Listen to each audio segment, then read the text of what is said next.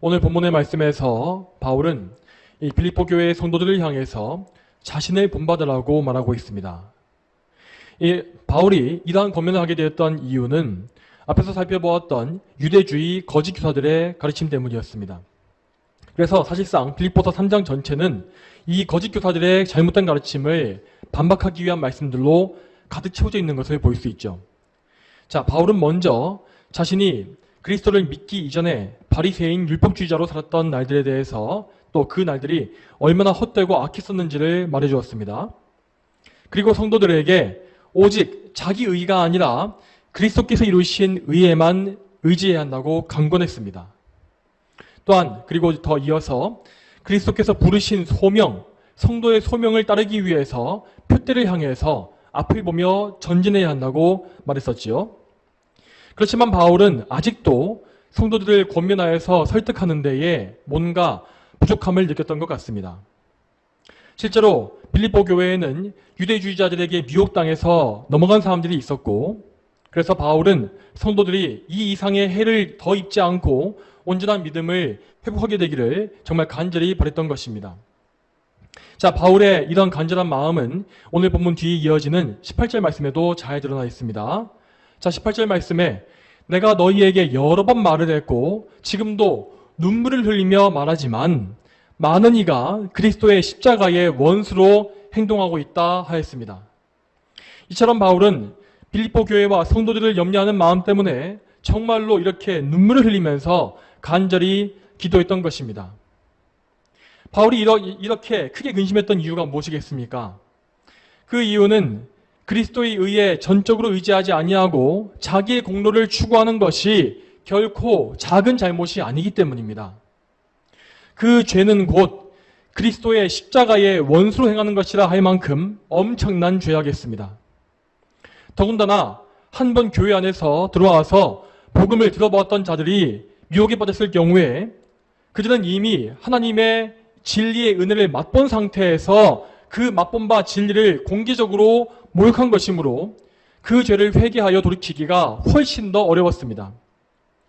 그래서 바울은 빌립보의 성도들을 말씀으로 좀 더 철저히 보호해주기 위해서 오늘의 본문 말씀의 권면을 하게 이른 것입니다. 너희는 함께 나를 본받는 자들이 되어라. 자, 여러분, 그리고 바울이 이러한 권면을 했던 또 다른 경우가 있었는데, 자, 그것은 고린도전서 4장 16절 말씀에 나와 있습니다. 자, 그 말씀에서도 바울은 고린도 교회 성도들을 향해서 이렇게 말하고 있습니다. 자, 그러므로 내가 너희에게 권하니 너희는 나를 본받는 자들이 되어라. 자, 이 말씀은 어떤 면에서 보게 되면 상당히 오해의 소지가 있었습니다. 바울의 의중을 잘못 이해하게 되면 이 말은 대단히 교만하게 들릴 수도 있었지요. 하지만 바울이 이렇게 단순하고 직설적인 표현을 했다는 것은 그만큼 교회의 상황이 절박했다는 것을 보여주는 것입니다. 고린도 교회는 여러분도 잘 아시는 바와 같이 교회 내부적으로 정말 심각한 문제가 가득했었습니다. 그 교회 성도들은 교회 안에 여러 파당을 만들어서 분열을 일으키고 있었고, 또한 십자가의 복음에 대해서도 크게 오해하고 있었으며, 그래서 성찬을 더럽히는 일까지도 서슴지 않았습니다. 또한 그 교회 안에는 온갖 비도덕적인 그런 윤리적인 죄악이 가득했었는데, 그들은 성도 간의 문제를 교회 안에서 해결하지 아니하고 세상 법정에 고소하거나 심지어 근친상 간의 죄악까지 범하는 등 정말 심각한 문제들을 많이 일으키고 있었습니다. 이런 가운데 바울은 고린도 교회에 나를 본받으라 라고 명령한 것입니다. 그는 목회자로서 그들에게 직접 가서 그들을 만날 수가 있었고, 또한 그들을 만나는 가운데 그들의 죄악된 모습과 반대되는 거룩한 모범을 보여줄 수가 있었습니다. 그래서 그들이 가장 직접적으로 접하고 볼 수 있는 본보기가 바로 바울 자신이었기 때문에 바울은 이렇게 부득불 자기 자신을 본받으라고 권면한 것입니다. 자, 그리고 반면에 빌립보 교회는 고린도 교회에 비해서 훨씬 더 문제가 적긴 했습니다. 하지만 그래도 바울은 그들을 향하여서 깊은 사랑과 염려를 가지고서 똑같은 권면을 하고 있는 것입니다. 그는 지금 감옥에 있어서 빌립보 교회에 직접 방문할 수가 없었기 때문에 그들이 이전에 직접 보고 경험했었던 바울 자신의 모습을 기억하고 그것을 본받으라고 말한 것이죠. 물론 그가 말하고 싶었던 궁극적인 것은 그들이 그리스도를 본받고 그리스도를 닮아가는 것이었습니다.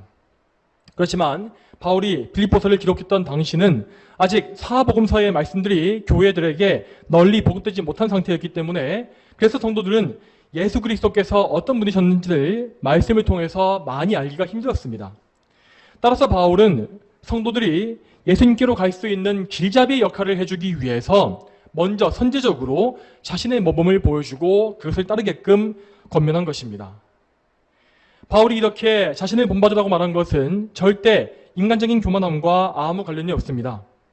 그는 자기 자신이 가지고 있는 인간적인 덕목을 본받으라고 말한 적이 없습니다. 그는 오히려 자신이 원래 가지고 있었던 인간적인 장점들과 자랑거리들을 철저히 버리지 않았습니까? 하지만 그 결과로 그는 참으로 그리스도께 붙잡혔으며 그리스도를 본받는 자가 된 것입니다. 이제 바울에게 있어서 그의 그 된 것, 나의 나 된 것은 오직 하나님의 은혜였고 그 안에 살고 계시는 것은 옛 자신, 옛 본성의 그 자신이 아니라 그리스도 예수님이었습니다. 그리고 그는 그의 안에서 역사하시는 성령님을 통하여서 자신에게서 그리스도의 아름다운 형상이 나타나고 있다는 사실을 발견한 것입니다. 그래서 바울은 성도들이 자신과 같이 그리스도를 본받기 원하는 마음을 담아서 이 권면을 한 것입니다. 자, 또 이어서 17절 말씀에 두 번째 부분을 보게 되면 이렇게 나와 있습니다. 또 너희가 우리를 본받는 것처럼 이라고 하고 있죠. 이 부분에서 언급하고 있는 우리는 디모데와 에바브로디도와 같은 바울의 동역자들을 가리키는 것입니다. 그 당시에 바울과 함께 동역했던 신실한 형제들은 모두 다 바울과 같이 그리스도의 본을 받아서 성도의 모범이 되었던 자들이었습니다. 바울은 오직 자신만을 본받으라고 말한 것이 아니라 그와 함께 동역했던 참된 사역자들을 모두 다 함께 신앙의 모범으로 제시한 것입니다. 이처럼 그리스도를 본받고 있는 참된 사역자가 여러 존재했다는 것은 그 당시의 성도들에게 정말 복되고 귀한 일이었습니다. 여러분, 그리고 그것은 모든 시대의 교회에 동일하게 적용할 수 있는 것입니다. 모든 시대를 막론하고 교회를 지도하는 사역자는 언제나 그리스도를 본받는 사람이 되어야 합니다. 그러므로 성도 여러분, 여러분의 목회자가 참으로 그리스도를 닮은 사람이 될 수 있도록 기도하시기 바랍니다. 하나님께서는 인간 사역자를 통하여서 그분의 백성들에게 말씀을 선포하게 하셨으며 그들을 통하여서 그리스도께서 이루시는 목양 사역이 이 땅에 성취되게 정해놓으셨습니다. 따라서 한 목회자가 한 지역교회에 미치는 영향은 너무나 막대할 수밖에 없는 것입니다. 그런데 혹자는 말하기를 구원은 하나님께서만 이루시는 것이기 때문에 사역자는 그저 단순한 도구에 지나지 않는다고 말하기도 합니다. 물론 이 말 자체는 틀린 것이 없습니다. 하지만 말씀 사역자는 하나님의 도구이기 때문에 항상 경건과 거룩에 탁월해야 하는 것입니다. 왜냐하면 그는 하나님의 거룩한 사역을 위해서 부름받은 자이고 또한 하나님 앞에서 하나님의 일을 하고 있는 것이며 그리고 하나님의 거룩한 말씀을 대언하는 막중한 임무를 취했기 때문입니다. 따라서 말씀 사역자는 언제나 하나님 앞에서 뭇 성도 가운데 가장 경건하고 거룩한 신앙의 모범이 되어야 마땅한 것입니다. 여러분, 이 사실은 성경에 나와 있는 이스라엘의 역사에서도 계속해서 나오고 있습니다. 구약시대 이스라엘이 죄와 타락에 빠진 것은 항상 그들의 영적 지도자들이 타락했을 때였습니다. 자, 먼저 왕에 대해서 얘기해 보겠습니다. 자, 구약시대 이스라엘의 왕은 단순한 정치인이나 통치자가 아니라 하나님의 거룩한 통치를 이 세상에 구현하는 하나님의 대리자, 그러니까 영적 지도자였습니다. 그래서 그 왕이 타락해서 우상을 숭배하게 되면 결국 대다수의 백성이 함께 그 타락에 동조하고 죄에 빠지는 것을 볼 수 있는 것입니다.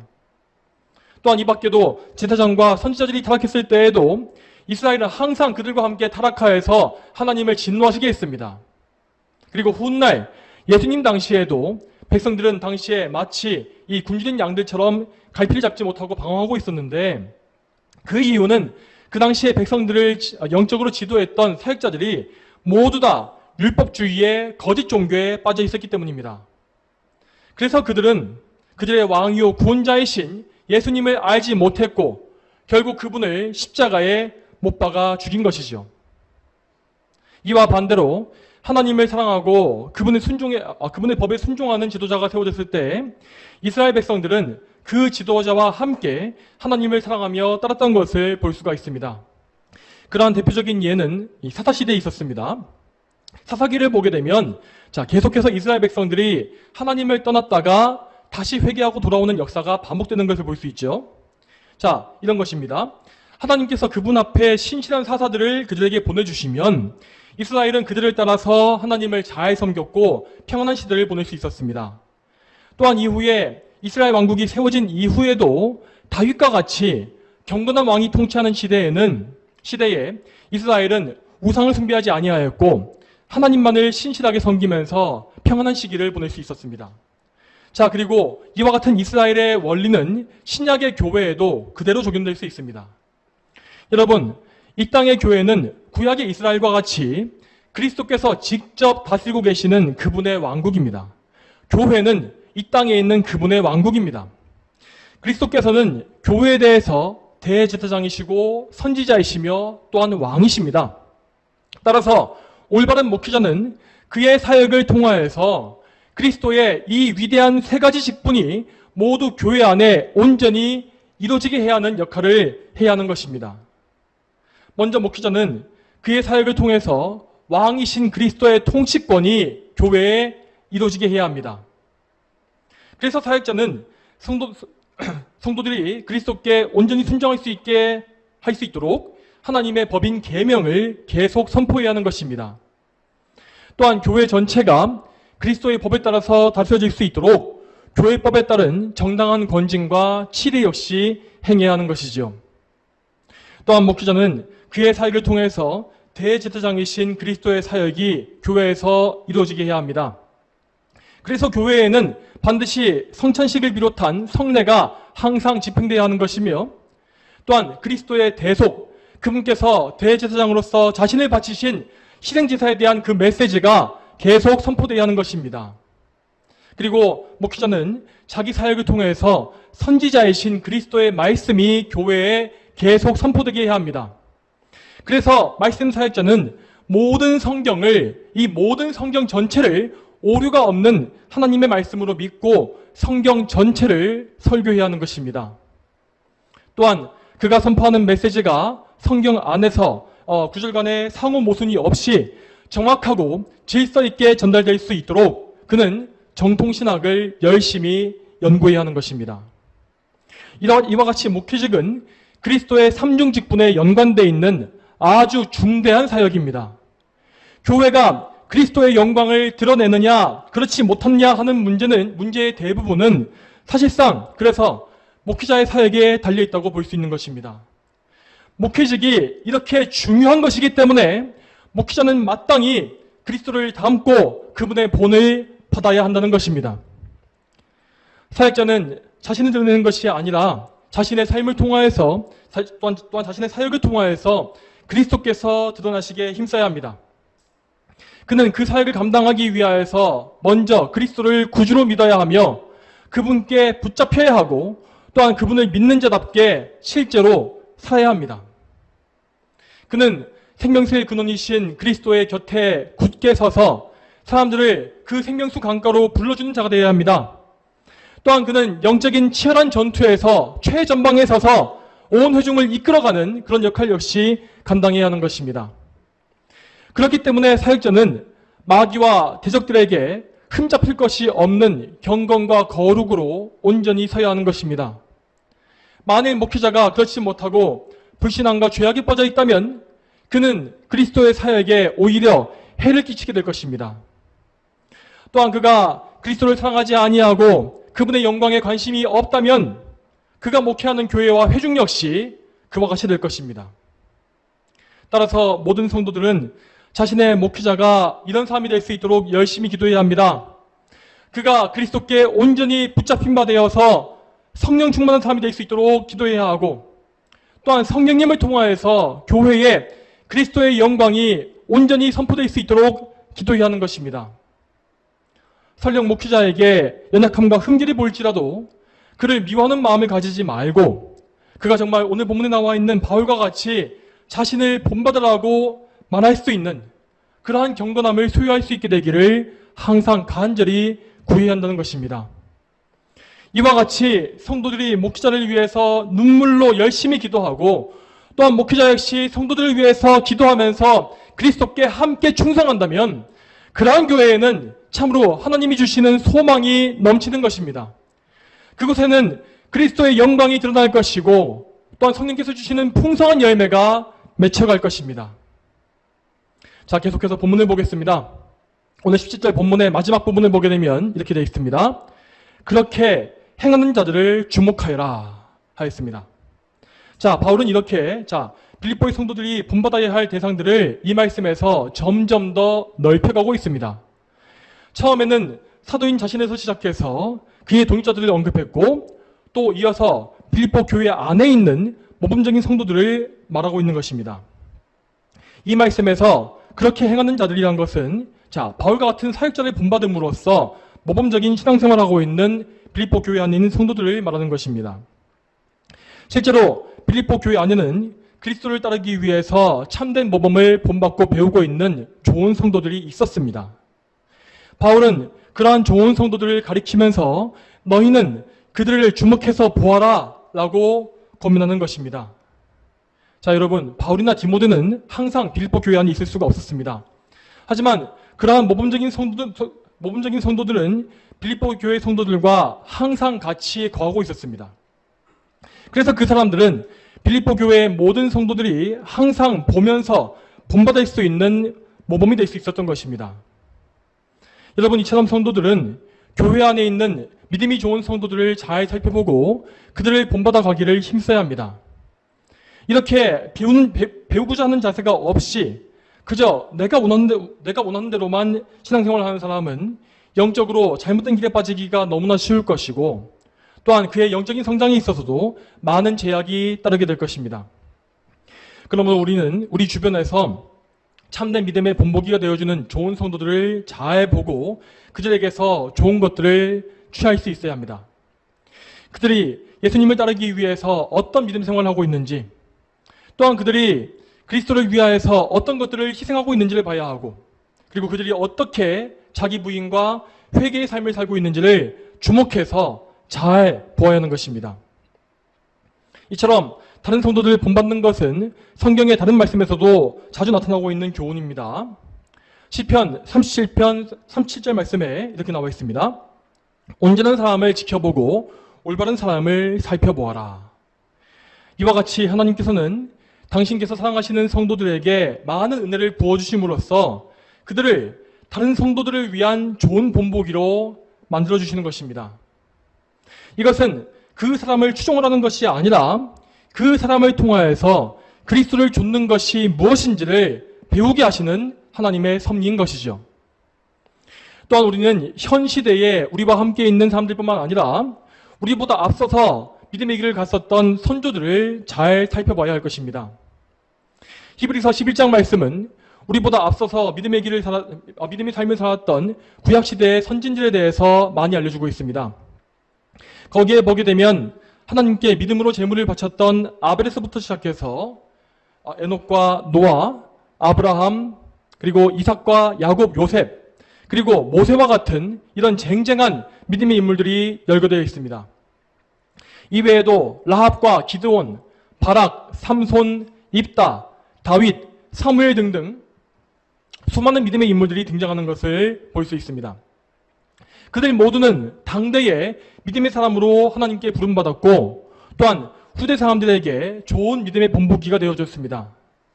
물론 그들 역시 불완전한 죄인이었지만 그럼에도 그들은 장차 오실 메시아를 믿음으로 말미암아 구원을 얻은 믿음의 사람이었고 그리고 그들의 삶을 통하여서 그 믿음을 증명했습니다. 그러므로 히브리서의 기자는 이렇게 말하고 있습니다. 히브리서 12장 1절 말씀에 그러므로 이처럼 많은 증인들이 구름같이 우리를 둘러싸고 있으니 모든 무거운 짐과 얼매기 쉬운 죄를 벗어버리고 인내로 우리 앞에 놓여있는 경주를 경주하자. 저 위대한 믿음의 선진들은 그들의 삶을 통하여 그리스도께서 그들의 구주이심을 증명했습니다.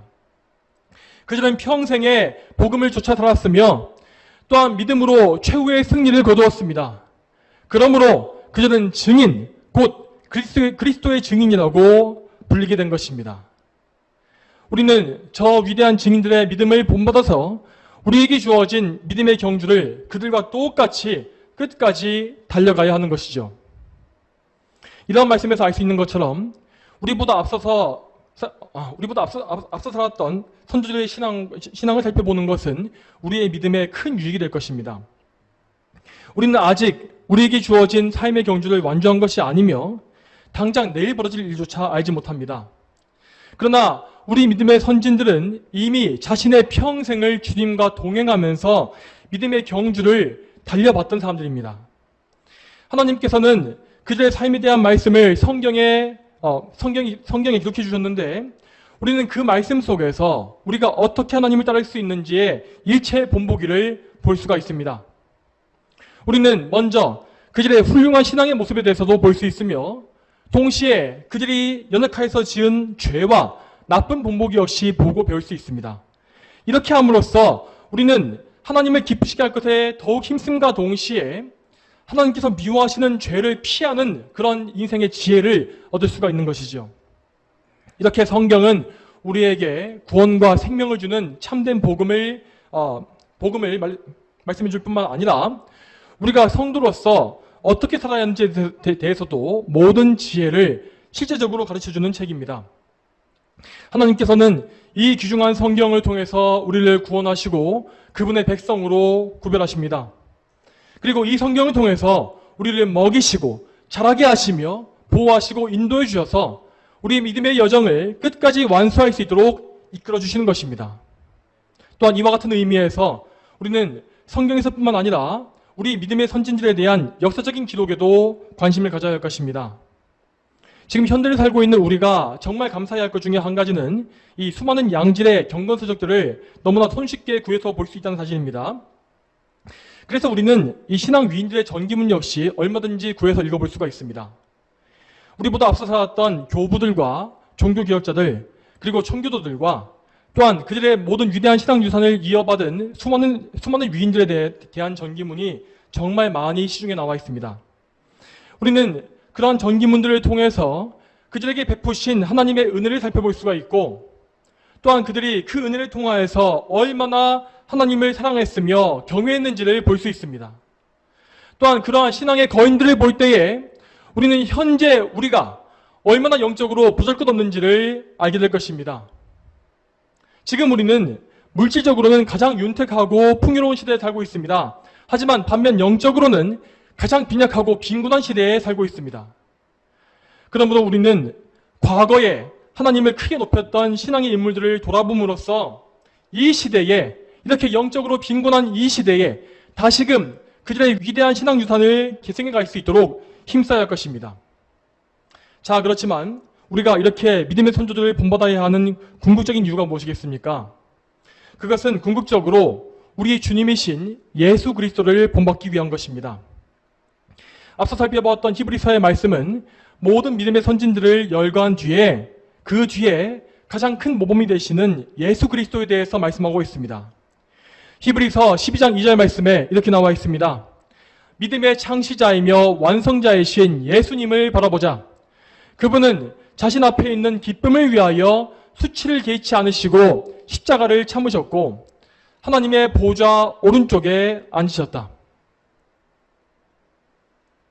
여러분, 우리는 가장 먼저 예수 그리스도를 우리의 구원자요 주인으로 믿어야 합니다. 우리는 예수님께서 이 땅에 오신 근본적인 이유에 대해서 먼저 집중해야 합니다. 예수님은 당신의 백성을 그들의 죄에서 구원하기 위하여서 오신 분이라고 하였습니다. 예수님은 하나님의 어린 양으로서 자기 백성을 대신하여 자기 생명을 바치기 위해서 이 땅에 오신 것입니다. 예수님은 이 목적에 따라서 십자가에서 영원한 희생제사를 드리셨고 우리의 죄를 씻으시기 위한 그 보혈을 다 흘리셨습니다. 우리 죄의 모든 대가가 예수님을 통하여서 치러졌고 우리는 완전한 속죄함을 얻어서 죄에서의 자유를 누리게 되었습니다. 또한 여러분, 예수님은 이 땅에 사시는 동안에 우리를 대신한 모든 의를 이루어주신 분이십니다.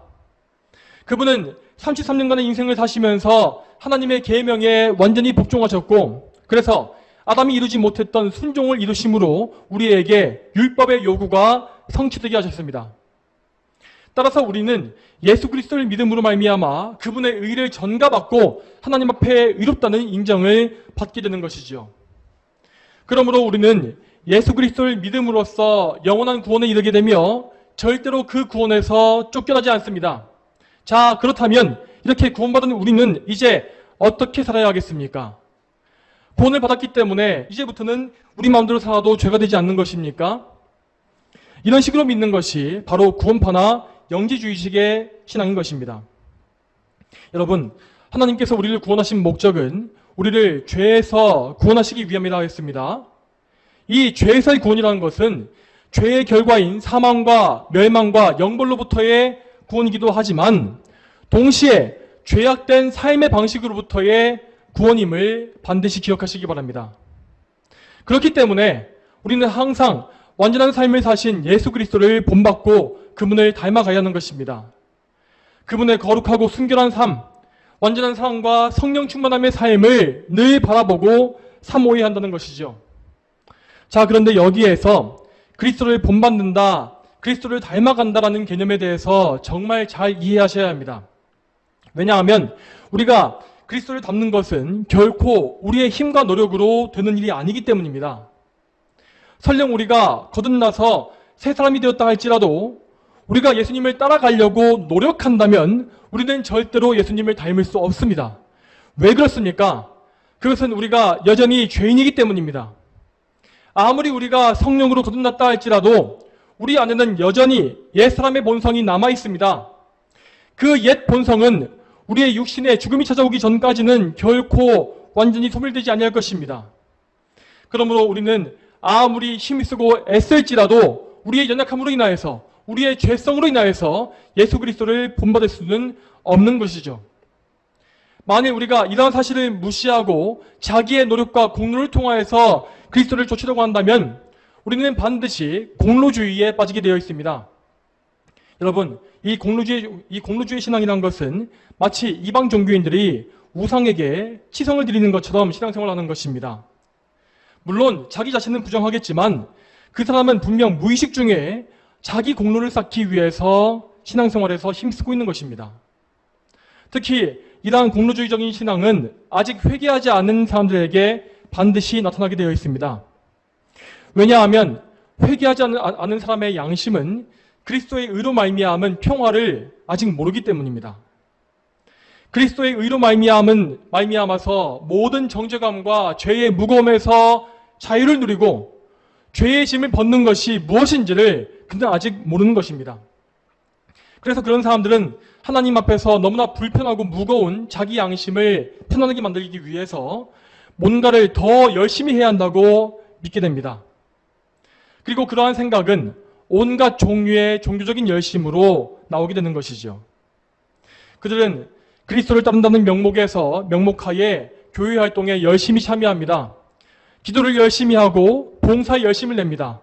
또한 정말 은혜롭게 찬양을 부르기도 하고 지식을 열심히 추구하기도 합니다. 그렇지만 그런 사람들은 결국 그리스도의 은혜를 사모하는 것이 아니라 자기의 공로를 추구하고 있는 것입니다. 여러분, 그러므로 우리는 이 자기의 공로가 아니라 오직 예수 그리스도의 은혜를 사모하는 신앙을 전지해야 합니다. 이것을 잊지 마시기 바랍니다. 자, 여러분, 그렇다면 왜 성경은 우리가 그리스도를 본받아야 한다고, 그리스도를 본받으라고 말씀하는 것일까요? 왜 성경은 애초에 우리가 불가능한 것을 우리에게 하라고 하는 것입니까? 물론 우리의 힘으로는 불가능합니다. 그렇지만 하나님께는 능치 못하신 일이 없습니다. 그분은 우리의 죽었던 영혼을 살리신 것과 같이 우리 안에서 그리스도의 형상이 드러날 수 있도록 역사하실 수 있는 분이십니다. 하나님은 우리 안에 내주하시는 성령님을 통하여서 그리스도께서 우리 안에 살게 하십니다. 자, 이 말씀에 대해서 갈라디아서 2장 20절 말씀을 같이 읽어보겠습니다. 자, 갈라디아서 2장 20절 말씀입니다. 내가 그리스도와 함께 십자가에 못 박혔으니 이제는 내가 사는 것이 아니라 그리스도께서 내 안에서 사시는 것이다. 내가 지금 육체 안에 사는 것은 나를 사랑하셔서 나를 위해 자신을 내어주신 하나님의 아들을 믿는 믿음으로 사는 것이다. 여러분 잘 보십시오. 바울은 이 말씀에서 말씀하기를 이제는 내가 사는 것이 아니라 그리스도께서 내 안에서 사시는 것이라고 했습니다. 바울은 계속해서 자신의 옛 본성과 싸우면서 그리스도의 능력으로 그 안에 있는 그 본성을 죽이며 산 것입니다. 그리하여 그는 점점 더 자신의 모든 부분을 그리스도께 온전히 맡기게 되었고, 그래서 이제는 정말 그리스도께서 그 안에서 사시면서 자신을 주장해 가시는 그러한 삶을 살 수 있게 된 것입니다.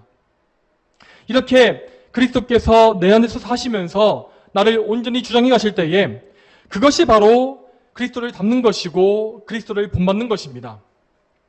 여러분, 그러므로 우리의 신앙은 우리의 공로와 노력이 아니라 먼저 나 자신이 철저히 죽는 것입니다.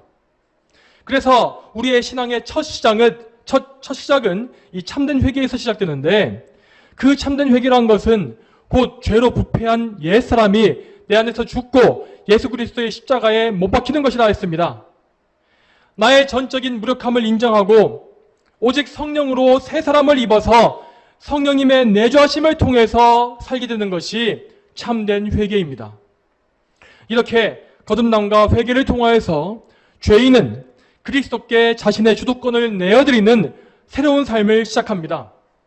그리고 그 이후의 신앙생활은 계속해서 그의 옛 본성을 죽여나가며 나의 삶의 모든 부분을 그리스도께 복종시키는 과정이 되어가는 것입니다.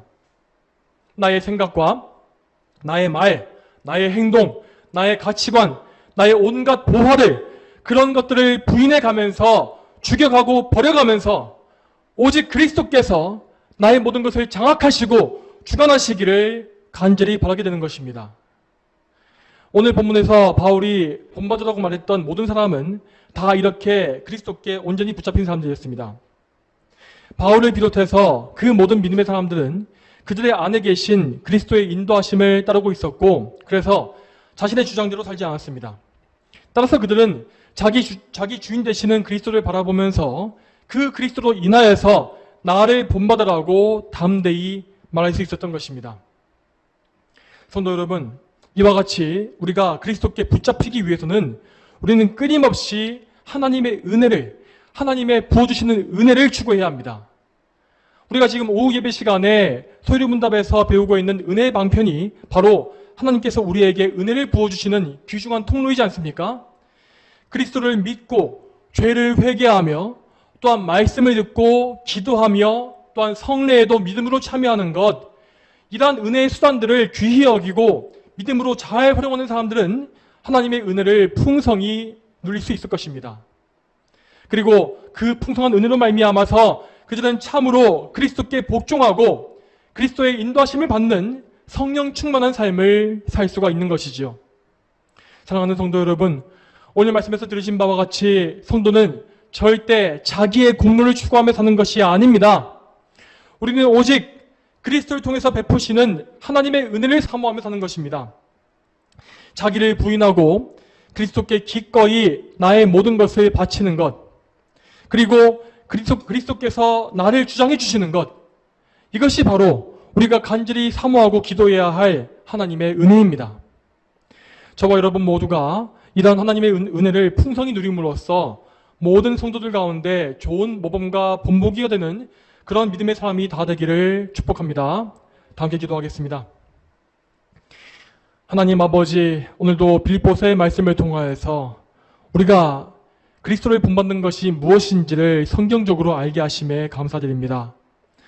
하나님, 우리 모두는 다 연약한 죄인이기 때문에 우리의 노력과 우리의 신앙심으로 절대 예수님을 닮을 수가 없습니다. 하지만 우리가 정말 우리 자신을 철저히 부인하는 가운데 믿음으로 예수 그리스도께 의지하고 예수 그리스도께 복종한다면 참으로 예수님께서 우리를 붙잡으시고 우리를 인도하시며 예수님의 그 모습이, 그 향기로운 그 모습이 우리 안에 드러나게 하실 줄을 저희는 믿습니다. 주여, 저희가 저희 자신의 옛 본성과 저희의 자아를 철저히 죽이며 정말로 그리스도께서 우리 안에 사시는 것이 무엇인지를 알게 해 주시옵소서. 그렇게 됨으로 말미암아 참으로 우리가 이 땅에 사는 동안에 하나님께 크게 영광 돌리고 참으로 하나님을 크게 기쁘시게 하며 하나님께 순종하는 그러한 모범이 되어지는 성도의 삶을 살 수 있도록 인도해 주시옵소서. 감사드리며 예수님의 이름으로 기도 올립니다.